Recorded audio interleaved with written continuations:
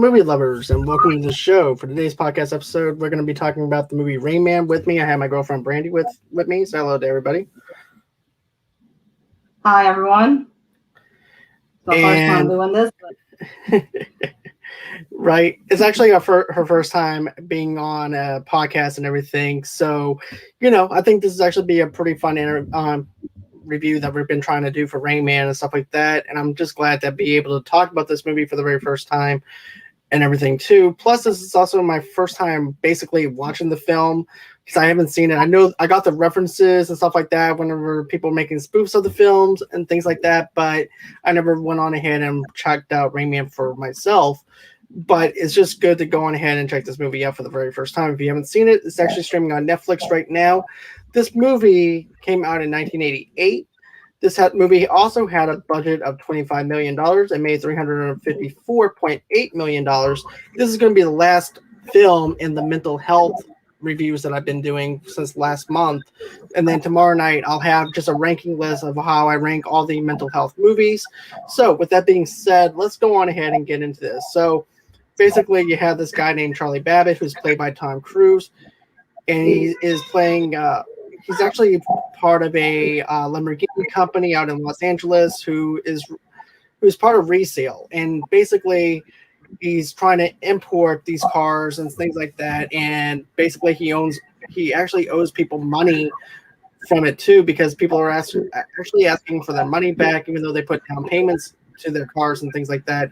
And then all of a sudden, him and his girlfriend are driving out to Vegas, I believe, or somewhere, and he gets a call saying that his father has passed away and that he's also been basically his father cut him out from the will.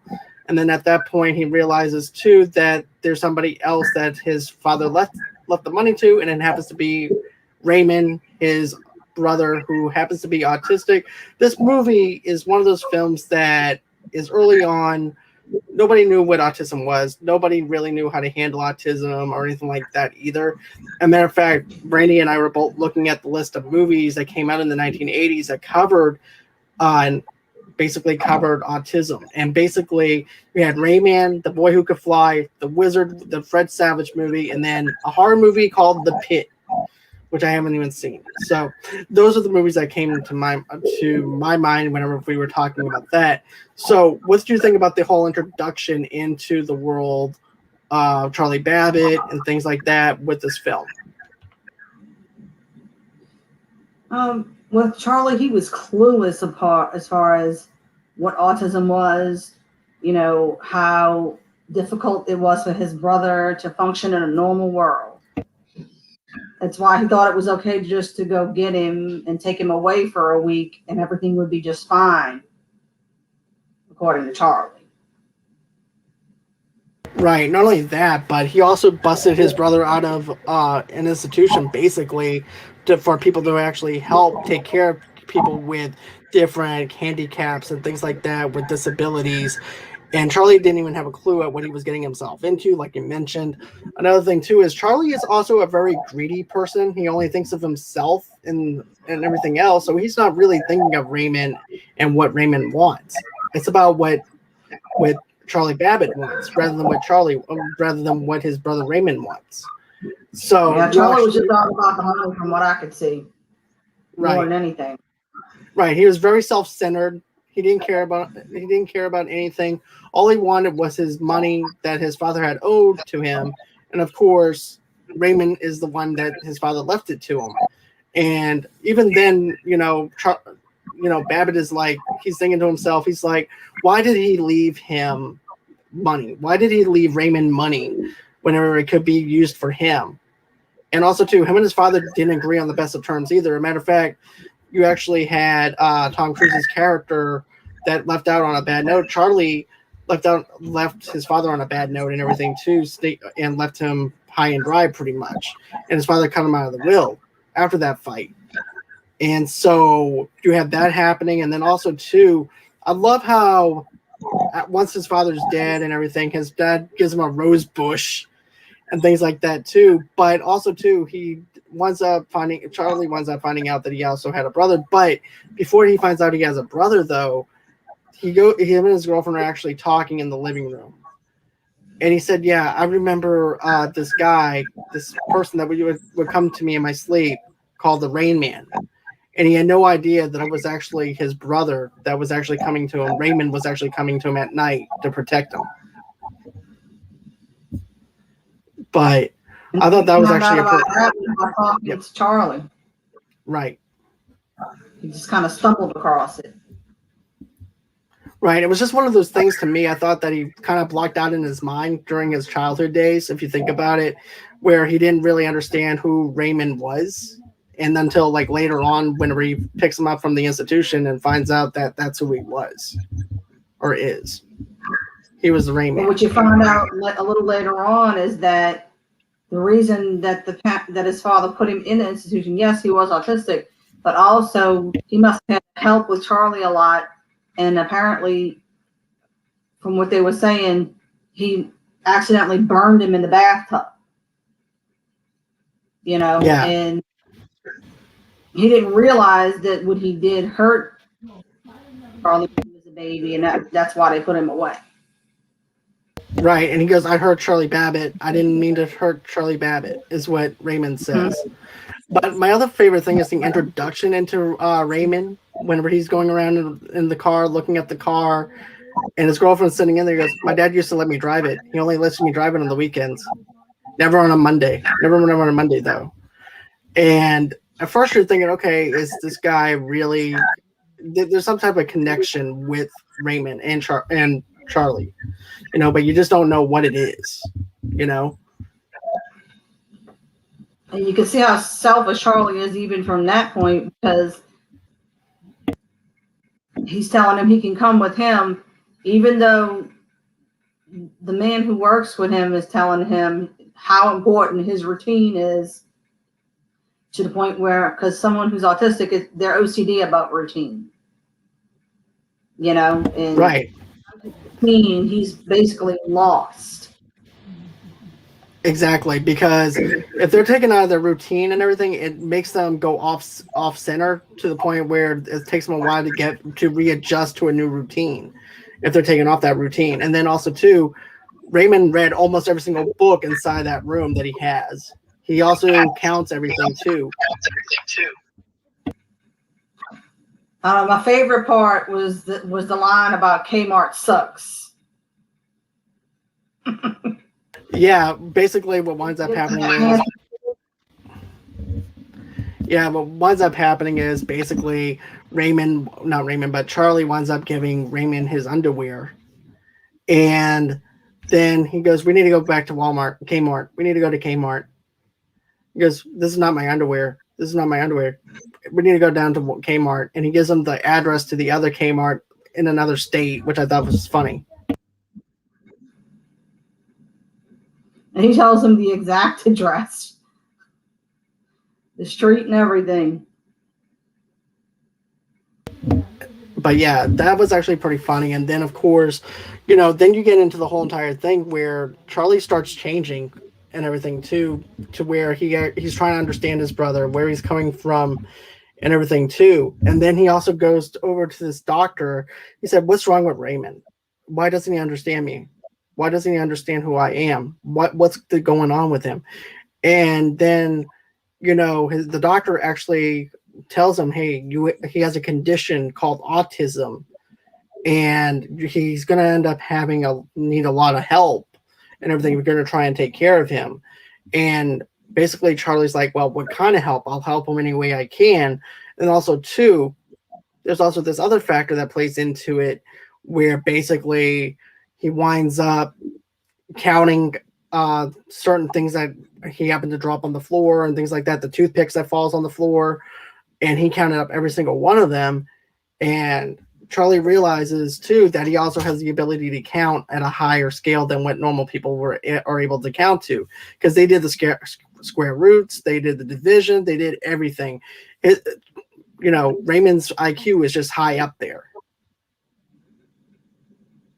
And like I said, back in the 1980s, they didn't really know how to actually take care of this or anything like that, or how to help somebody cope with someone that has autism and everything. It might be a little dated, but also too, it just goes to show you how behind we were at in times of actually handling someone with autism. Oh yeah, and I found that during that time, autism was more something that you were shamed for instead of being proud of, as compared to now. A lot of people take pride, in their abilities instead of looking at autism as a disability. Exactly. Because people who have autism are very smart. And not only are they very smart, they're actually very passionate about what they do and what they care about too, as well. And, I feel like, we actually understand what autism is now compared to where we were before, because this is like 30 years ago compared to now. And I feel like we actually made a step in the right direction as far as how to actually take care of somebody with autism versus where we were in the 1980s. What about you? Oh, big time. I mean, because now you have a lot more movies that focus on those disabilities, but they show the positive side, not just the negatives.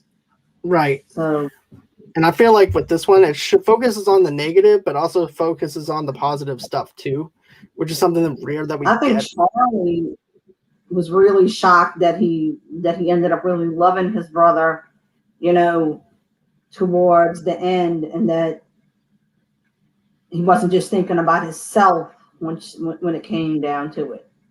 Most definitely, because even though it was a course of 6 days, he got a chance to know Raymond. He got a chance to bond with his brother, and even when one of the doctors was trying to pay him off $250,000 and everything, goes, why didn't my father tell me that I had a brother? Why didn't he tell me that I had a brother? And we could have actually bonded more than 6 days. I think everybody was a little shocked that he didn't take that money and run with it. Right, because that would have been the old him, right? Oh yeah.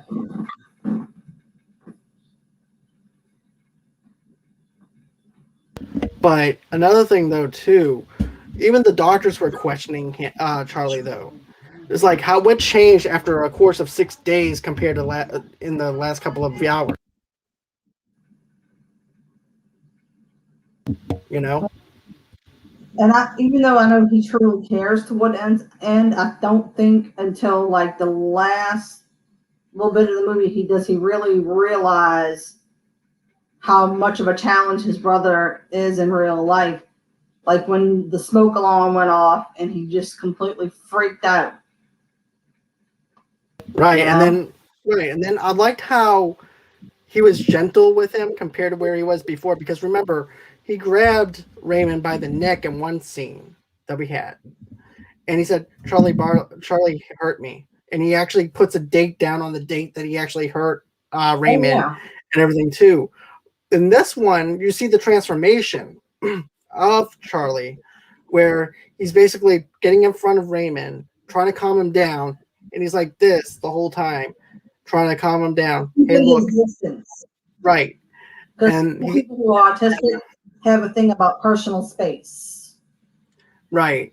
And you can definitely tell that that's what he was trying to do. He was trying to give him some space, but also too trying to calm him down. Because I think the old Charlie would have not given him the space that he would have needed, to be honest with you, because he wouldn't have known how to handle it. But I think he knew how to handle Raymond, especially with being in Vegas. And that's another thing, though, too. Them going to Vegas and him counting the cards and things like that. I thought that was actually pretty interesting kind of concept of bonding with his brother. And then also, too, he winds up picking up on a girl, though, too, while he's at it. Raymond does. And he happens to be autistic. I thought it was cute with the part where his girlfriend kind of make him feel special. The part where she's in the elevator with him, she just gives him a gentle little kiss to make him feel like, he's somebody. Right. And yeah, there's actually a part in the elevator where she said, so Raymond, you haven't kissed a woman? He goes, no, I haven't kissed a woman before. I don't know what it feels like. So she winds up kissing him, and she goes, "Well, what do you think of that? It's wet," which is which is a cute little innocent type of thing, that I really It's like. like almost like a 5-year-old in that sense of it, Exactly. And then there's also the other parts with the doctors and everything too, where you go, so what did you do in the course of your days? Well, we went to the casino, we counted cards. I'm thinking to myself, you should have said that because that makes it even And worse. he tells them everything, every little last detail. He leaves nothing out right in front of them doctors, like it doesn't phase him. No, what he winds up saying, he goes, yeah, and Charlie's girlfriend kissed me. And he goes, wait, that was like one thing he didn't know about. And Charlie looks at him like, wait, what? But yeah, I thought it was actually that the part with the doctors made me mad, to be honest with you. And I feel like, yeah, Charlie did make a breakthrough if you think about it when you look at it with his brother and him, and he bonded with him over the course of 6 days. And I feel like Charlie got through to his brother more than what the doctors did. And I had to agree with Charlie on that. What about you? Yeah, the doctors were kind of. I felt like the friend that was the friend of his dad's did really care about Raymond's well-being. But the doctors were like, had no faith in Raymond at all, or Charlie for that matter. Right. Then also too, Charlie was going to board the plane to go somewhere, and Raymond also doesn't like to fly because the plane has more of a chance of crashing. And then he tries to make him go on another plane. I think it was Delta. He goes, Delta has 0% chance of crashing. He said, well, that plane does not go to where we're going. So then it forces Tom Cruise and him to go on ahead and go on a road trip to where they are spending and bonding over a course of 6 days together, traveling, and everything, which, I love the traveling part of the film. I thought that was really good. What about you? I just thought that you think that Charlie got away with counting the cards and everything, but unintentionally Raymond rats him out to the people in the casino and everything. So, well, I was thinking this because at first I'm like, well, he just talked to a prostitute about. She goes, so what are you doing up here, Raymond? Counting cards with Charlie. And I thought to myself, okay, that's not good because then she could go on ahead and talk to the casino people. But even before then, the casino people were also concerned about him counting cards and everything too, because you can tell that they were very suspicious of it because they were looking for some type of electronic, some type of reading and stuff like that too. But there was no proof that he was actually counting cards. But what do you think? Do you think the prostitute turned him in, or do you think that the hotel people noticed? I kind of think they saw him on camera.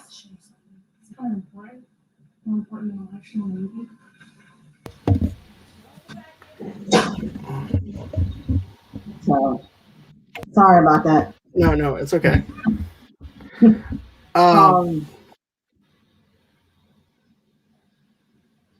Let's see, and then of course, casino and everything. I kind of think that they spotted them and it looked like they were doing something wrong, and they had their suspicions to begin with. Right. I think so too. I think maybe I don't think the prostitute said anything, to be honest.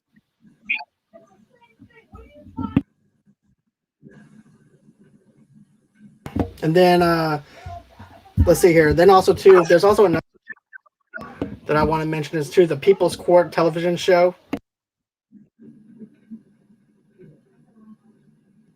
where basically the television, he watches the same show every day to go to bed at 11 o'clock p.m. Yeah, he was obsessed with having to watch that show at that time to the point where his brother got him one of those little mini battery operated TVs to take everywhere so he could watch a show. Exactly. And then, of course, they get this. They even go to this other person's house to watch the People's Court. And he's like, look, can my brother watch People's Court? It's only going to take an hour. And they don't even know who they are or anything like that. I thought that was actually pretty funny. And then, I think this movie is good. I thought this movie was really well grounded when you think about it. I think that this movie was probably maybe ahead of its time in a sense. Oh, it was definitely ahead of its time. Sure. But, and then of course, Charlie, like I said, Charlie finds himself 85. At that point, before this casino, they found himself in $80,000 debt. So, of course, they wind up winning their millions and everything. And Charlie made over $86,000 to cover his debts to reconcile with Susanna, who rejoined them in Las Vegas, which is also, of course, Charlie's girlfriend. And then after that winds up happening, that's when they go back to Los Angeles, and that's when Dr. Berner, who gives Charlie $250,000 to walk away from Raymond and everything. And then, like we said, he refuses the money, and then after that, the doctors decided that it was better that he stays inside the institution rather than stay with Charlie. Yeah, and you can tell in the end, Charlie is heartbroken that he has to put him back in that institution, but he knows that that's what's best for him. Exactly. And then he also tells Raymond, hey, I'm going to be coming back to see you and everything. This is not goodbye or anything like that. I'm going to be here to see you in 2 weeks. And he also asks Raymond, how many days is that? How many hours is that? And of course, Raymond's repeating the same thing over and over again. Down to the second. So that was something that I really enjoyed and was very touching to know that Raymond and Charlie still have that bond. Charlie loves him. And of course, that's how the movie actually ends. But, I think that this movie is very good for its time. I've really had a lot of fun watching this film for the very first time, too. I just hope that I think that they might try to update it sometime soon, but I think it still holds up for what it is. I don't know. I think that there are some films that should be left alone. That would be one of them. Right. So that's pretty much everything I wanted to say as far as the things with Rayman and stuff like that. But was there anything else that you feel like that we needed to touch on or anything? Just that a lot of times autism is very misunderstood by a lot of people. They assume that just because someone's autistic that that they're ignorant, and that's a very wrong assumption. Most autistic people are very intelligent. One of them has some type of savant that they're good at. So. Right, and autism affects people, kids in different ways, and adults in different ways, and stuff like that. There's different forms of autism and things like that. There's not just one type of ways of actually dealing with someone with autism, because every case is different. Some people that are like Raymond who don't like to be touched or physical, and then they have some people who are autistic that don't know the meaning of personal space. So. All right. So with that being said, guys, I think that's gonna be it for the show for tonight. Go on ahead, like and subscribe to the channel. Another thing too is if you guys want to, go on ahead and purchase some stuff down over at bonfire.com/movie lovers unite. We actually have t-shirt merch right now available for 6 days now, and the t-shirts are available and they are at $18. Go on ahead, check that out. Go on ahead, buy yourself a t-shirt. I promise you the quality is really good. Then, of course, if you guys want to, go on ahead, like and subscribe to our YouTube channel. If you want to follow me on Movie Lovers TV Lovers Unite on Facebook, and of course on Instagram, and then on Pinterest as well, that would be great. Another thing too is go on ahead, get this podcast and many of our other episodes where you guys get your podcast from, and then follow me at movieloversunite.com for all your entertainment needs and wants. And then, of course, then you can also go on ahead and email me at movieloversunite@gmail.com. And then you can also follow me at Movie Lovers Unit on on Twitter, and then of course on stereo as well. And then those are all the places that you can go ahead and follow me on. And then if you're a sponsor and are interested in sponsoring me or anything like that, just go ahead and email me at movieloversunite@gmail.com. Always until next time, guys, it's been real. It's fun. I can't wait to do this again, and bye-bye.